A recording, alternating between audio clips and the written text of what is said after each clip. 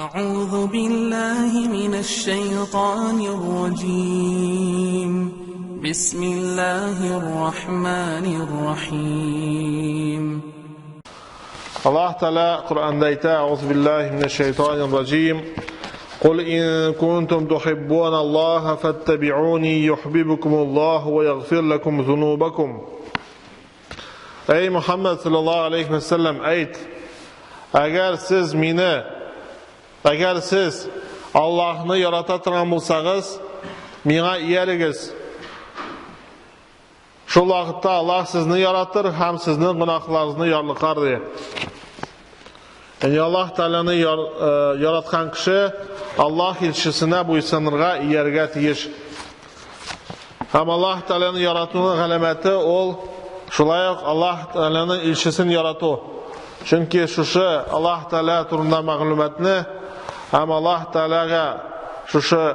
Teala'дан безгә ирешкән шәригать туры юл ул Аллах илчесе аша иреште һәм ул үз тормышында шушыды безгә күрсәтеп калдырды.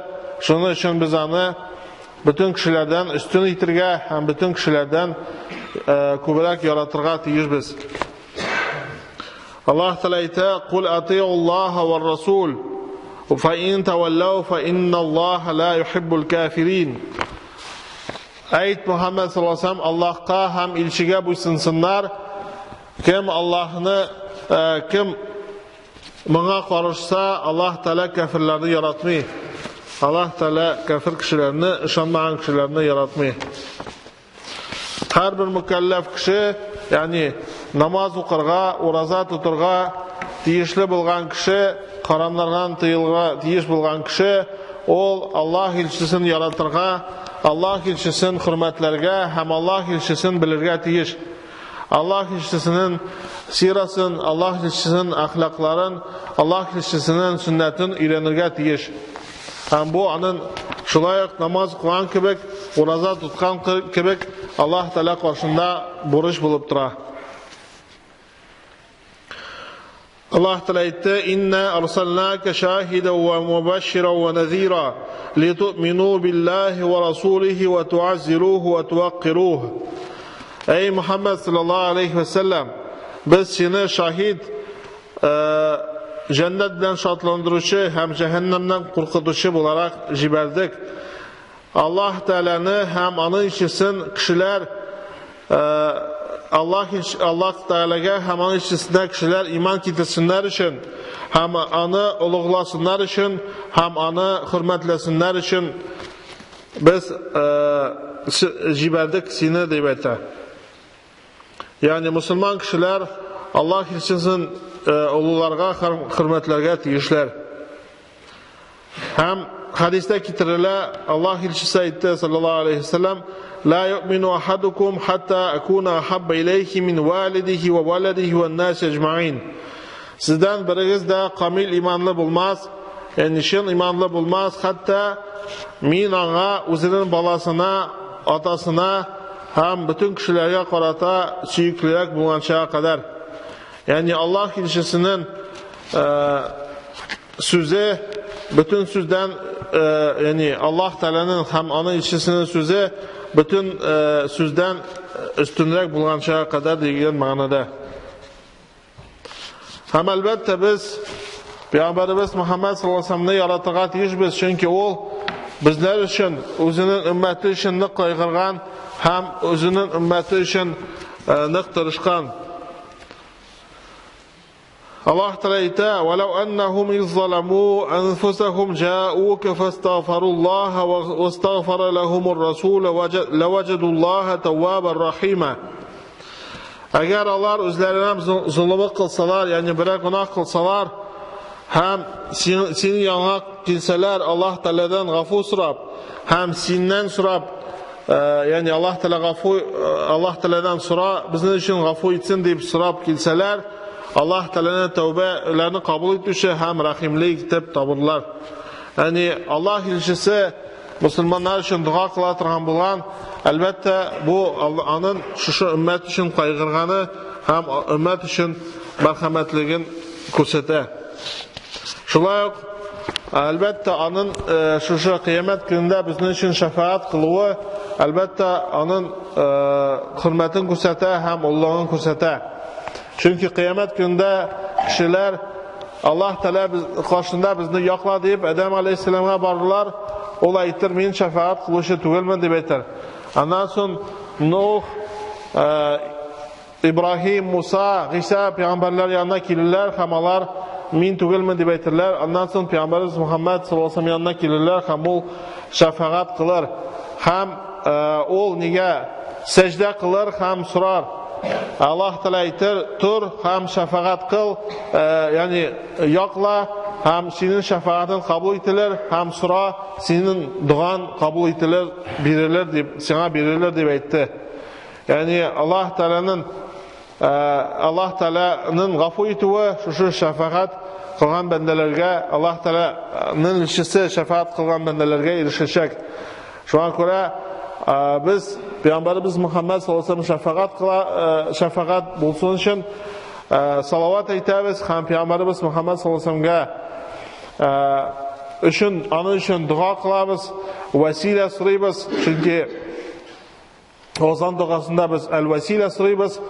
Peygamberimiz sallallahu aleyhi ve sellem aytgancha, agar da menda mening uchun vesile so'rasa, shu jannatdagi o'rin, buyuk o'rinni so'rasa, аңа минем шафағатым ерішір деп әйтә, озандан соң шушы дуаны кылса дип. Һәм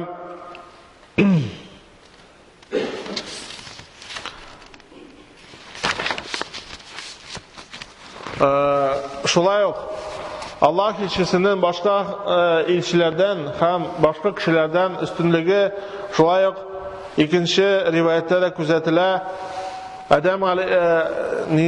Риваят ителә, Адәм алейһиссалам гынах кылгач, эй Раббым, Мөхәммәд саллаллаһу алейһи ва саллямның хөрмәте белән сорыйм сине дип дуа кылган. Аллаһ Тәгалә әйткән, каян син аны беләсең, мин бит әле бар итмәдем дип әйтә. Шуннан соң Адәм алейһиссалам әйтә, мин аны исемен синең гаршында күрдем дия. Син мине бар иткәч, мин башны күтәргәч, аны исемен синең гаршында күрдем дия. Ла илаха иллаллаһ Мухаммад Расулуллаһ дип әйткәнен язылганын күрдем дия. Һәм аның исеме синең белән бергә булгач, бу ин сиңа сөйүкле кеше икәнен белдем һәм шуның хакы белән сине сорадым дип әйтә. Бу хадистә китерелә, Мустадракта.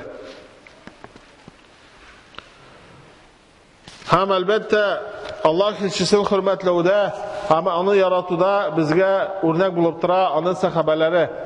Чөнки аларны яратканнар һәм үзләрен Аллаһ илчесе өчен фида кылырга әзер булганнар һәм үзләре өчен һәм балалары, гаиләләре өчен караганда алар аны өчен күбрәк кайгырганнар. Риваятләрдә китерелә, Ухуд сугышында мусламаннар җиңелгәч, һәм мусламаннар кире Мәдинәгә кайтканда бер хатын-кыз чыга һәм Аллаһ илчесен эзли.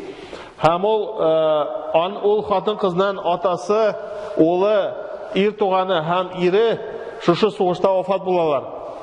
Ул аларны кайгыртмыйча Аллаһ илчесен эзли һәм аны таба, исән килеш һәм әйтә: "Мине ди бүтән нәрсә кайгыртмый, аны киеменнән ала һәм әйтә: "Мине бер нәрсә кайгыртмый ди, әгәр син исән булсаң" дип әйтә. Аңа инде хәбәр ирештеләр аңарчы, аның туганнары вафат булуы турында.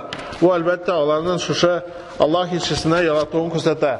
Шул ук Ухуд сугышында алар үзләренең җаннарын, тәннәрен фида кылып, алар Аллаһ илчесен капладылар, яшерделәр шушы дошманнан һәм аңа төрлечә ярдәм итәргә тырышканнар. Бу әлбәттә аларның шу Аллаһ илчесен яратулары һәм Аллаһ илчесенә хөрмәтләүләрен күрсәтә.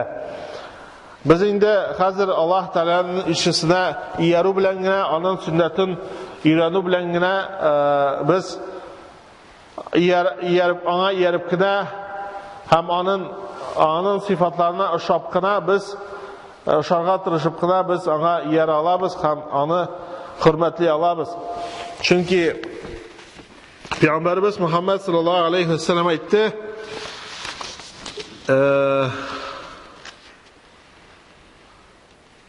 Мен дие өзіме ең сүйікті кішілерді көрем шуларды дие. Алар дие мені көрмеше меңа иман кетірділер дие. Һәм өзлерінің маллары һәм ғаиләләре қарағанда мені үстінірек, мені көбірек яраттылар деп әйтә. Яғни Пeygamberimiz Muhammed sallallahu aleyhi ve sellem meni көрмәгән, ләкин миңа иман китергәннәрне күбрәк сөям дип әйтә. Әлбәттә без аңа иман китергә һәм аңа ияргә тиешбез. Һәм аның сирасын, аның хадисларын, аның сөннәтен өйрәнергә тиешбез. Һәм әлбәттә аның хадисларын сира белән бергә өйрәнергә тиешбез.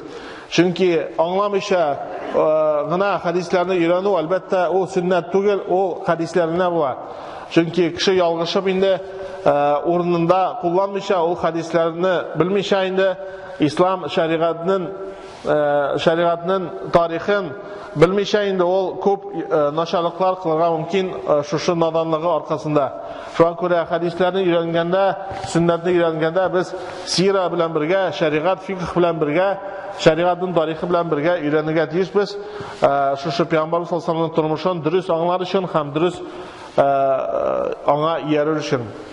Аллаһ Тәала безгә барчабызга да Аллаһ илчесен sallallahu aleyhi ve sellem'ni яратырга, үзебезнең аталарыбыздан, аналарыбыздан, балаларыбыздан күбрәк яратырга һәм аңа дөрес итеп иярергә һәм Аллаһның ризалыгына ирешүебезне насыйп итсә иде.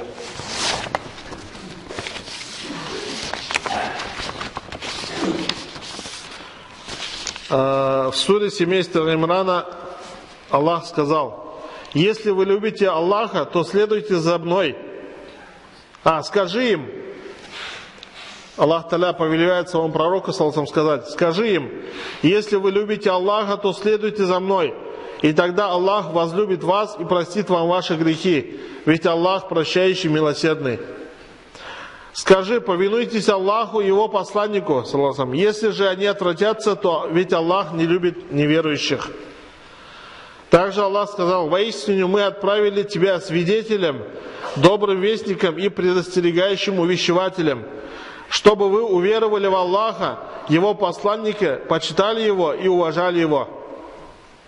Передается слов Анаса радаллаху анху, что посланник Аллаха саллаллаху алейхи ва саллям сказал: не уверует никто из вас, пока не станет любить меня больше, чем любит своего отца, своих детей и всех людей вообще.